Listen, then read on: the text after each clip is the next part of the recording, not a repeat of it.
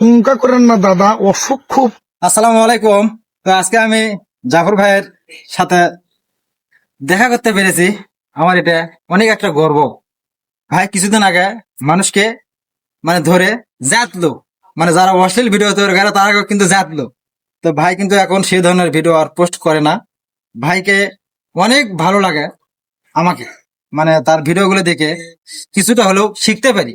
তো ভাই, আপনি কেমন আছেন? জি আলহামদুলিল্লাহ ভালো আছি ভাই, আপনি ভালো আছেন? জি ভাই, আমি ভালো আছি। তো আসলে যেটা বললেন এটা রাইট কথাই বলছেন। তো মূলত কথা হচ্ছে ভাই পেজে কাজ করতেছে, পেজের নাম জানো কি? এমডি রায়হান মঙ্গল। এমডি রাহান মুন্ডু।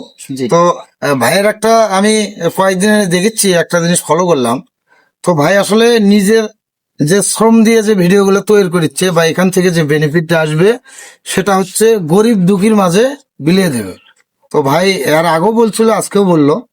তো আপনারা একটু ভাইকে, আমার যারা ফ্রেন্ড ফলোয়ার আছেন অবশ্যই একটু ফলো করবেন। ভাইয়ের দ্বারা যেন অন্য অসহায় ব্যক্তি যেন উপকৃত হতে পারে। আর আমরাও ইনশাল্লাহ সাপোর্ট করার চেষ্টা করব। আমরা তো আসলে ব্যস্ত থাকি সব সময়। একজন ভাইরাল হলে তার আসলে ব্যস্ততা বেড়ে যায়।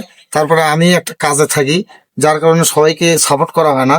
তো আমি চেষ্টা করব ভাইয়ের জন্য, যেহেতু ভাই মানবিক কাজে শ্রম দিতে চায়। তো আমি চেষ্টা করবো ইনশাল্লাহ ভাই যেন সাকসেসফুল হয় সেই জায়গা থেকে। অবশ্যই আমার সাপোর্ট থাকবে, আর আপনারা সবাই একটু সাপোর্ট করবেন। আর একটা কথা বলি, যে জাফর ভাই যে কোনো জায়গায় মানবিক কাজে যাবে, সেখানে আমার সহযোগিতা থাকবে। হ্যাঁ। ভাইকে আমি সহযোগিতা করব, সেই মানুষটা যেন আমার দ্বারাই একটু হলেও সহযোগিতা পায়। হ্যাঁ, অসহায় মানুষকে আমি দিব। তো আসলে খুবই ভালো উদ্যোগ এটা।